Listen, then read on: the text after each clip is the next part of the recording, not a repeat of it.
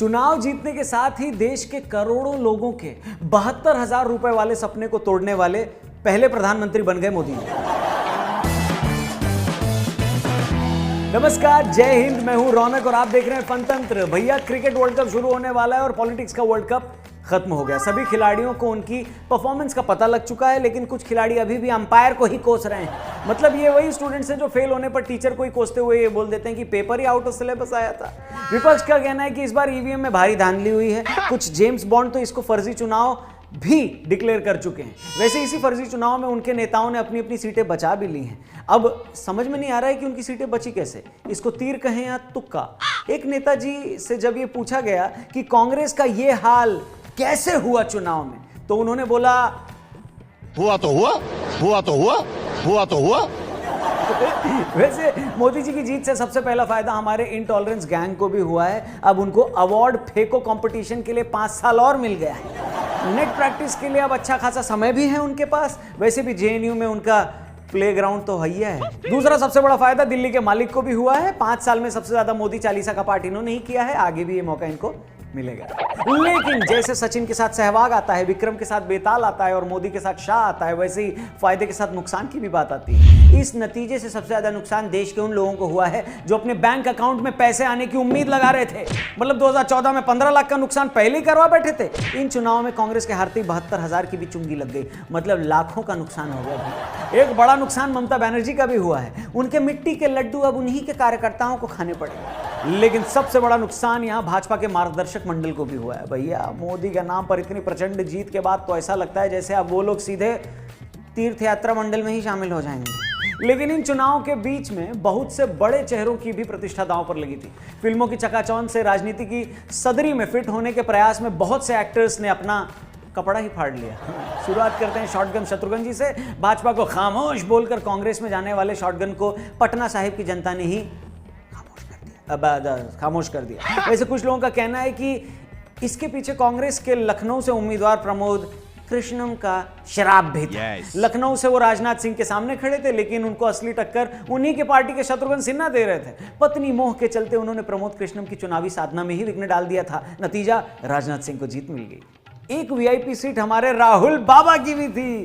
अमेठी की जनता ने इस बार फाइनली उनके साथ न्याय कर दिया है। स्मृति ईरानी की मेहनत इस सीट पर रंग लाई और उन्होंने इस सीट से जीत हासिल की। लेकिन हंसी ठिठोली के जो फैंस हैं वो निराश ना हो। हमारे बाबा आपको संसद में दिखाई देते रहेंगे। वायनाड से उनको बड़ी जीत मिली है। मतलब अगले 5 साल हम जैसे कॉमेडियंस बेरोजगार नहीं बैठेंगे भैया। सनी देओल के 2.5 किलो का हाथ भी इस चुनाव में पाव भर के कांग्रेसी उम्मीदवार पर भारी पड़ा। उर्मिला मां तोड़कर भी ये चुनाव हार चुकी हैं। ऐसा लगता है जैसे हिंसक हिंदुओं ने इस बार सबसे ज्यादा हिंसा भाजपा के बटन पर ही दिखाई। तभी तो देखिए हजारों वोटों से उनकी हार हुई। दिल्ली के गौतम गंभीर ने भी 100 की स्ट्राइक रेट से जीत हासिल की है। ये तीसरा वर्ल्ड कप रहेगा जिसमें उनकी टीम ने बड़े मार्जिन से जीत हासिल की है उनकी परफॉर्मेंस की बदौलत। दिल्ली में आम आदमी पार्टी 7 सीटों पर सिमट गई है। वैसे भी जिस हिसाब से केजरीवाल ने झाड़ू के तिनके पंजाब, हरियाणा और गोवा में फैलाए थे, इस झाड़ू का बिखरना तो तय ही था। एक्सपर्ट कह रहे हैं बिहार में भी लालू जी का लड़का फेल हो गया। सूत्रों का कहना है कि बिहार की जनता ने उनको चुनाव क्लियर करने से पहले हाई स्कूल और इंटर क्लियर करने का आदेश दिया है। कांग्रेस के महाराज ज्योतिरादित्य सिंधिया की ज्योति को भी गुना की जनता ने काफी गुना कम कर दिया। कुछ ऐसा ही हाल बेगूसराय से आजादी ब्रिगेड गैंग के मुखिया कन्हैया कुमार का भी रहा। उन्हें जनता ने दे दी आजादी, एमपी की सीट से आजादी। इसी बीच दिग्विजय सिंह पर भी साध्वी प्रज्ञा का श्राप लग गया। वो वहां बुरी तरह से हार गए। अब वो चाहें तो एक और किताब लिख सकते हैं, 2019 आरएसएस की साजिश। इसी बीच आंध्र प्रदेश के चंद्रबाबू नायडू भी हार गए हैं। वैसे नतीजों से पहले जिस हिसाब से उन्होंने अपना कार्डियो किया था, लगता है उनको आंध्र प्रदेश की जनता ने टेम्पररी रेस्ट पर भेज ही दिया। इससे पहले सारी पार्टियों के कार्यकर्ता ईवीएम की चौकीदारी में रात भर लगे रहे। वैसे विपक्ष ने यह पूरा चुनाव चौकीदार चोर है पर लड़ा इन नतीजों को देखने के बाद। लेकिन ऐसा लग रहा है जैसे वो मंच से चोर चोर चिल्लाते रहे और जनता पीछे से उन्हीं की जेब काट कर निकल गई। लेकिन इन सब आपाधापी के बीच में एक बड़ा सवाल ईवीएम का भी आया। देश का विपक्ष बोलने लगा कि अगर वो जीता तो ईवीएम सही होगी, अगर नहीं जीता तो चुनाव आयोग ने गड़बड़ की है। मतलब हार का इससे बकवास एक्सक्यूज हमने आज तक नहीं देखा। इससे अच्छा एक्सक्यूज तो हम बचपन में स्कूल न जाने के लिए पेट दर्द वाला बना लिया था। ये तो वही बात हो गई कि किसी बैट्समैन की स्ट्राइक रेट खराब हो तो वो बॉलर के एक्शन पर ही उंगली उठा दे। वैसे कुछ न्यूज चैनल के एंकर्स को भी हमारा स्टूडियो से प्रणाम रहेगा भैया।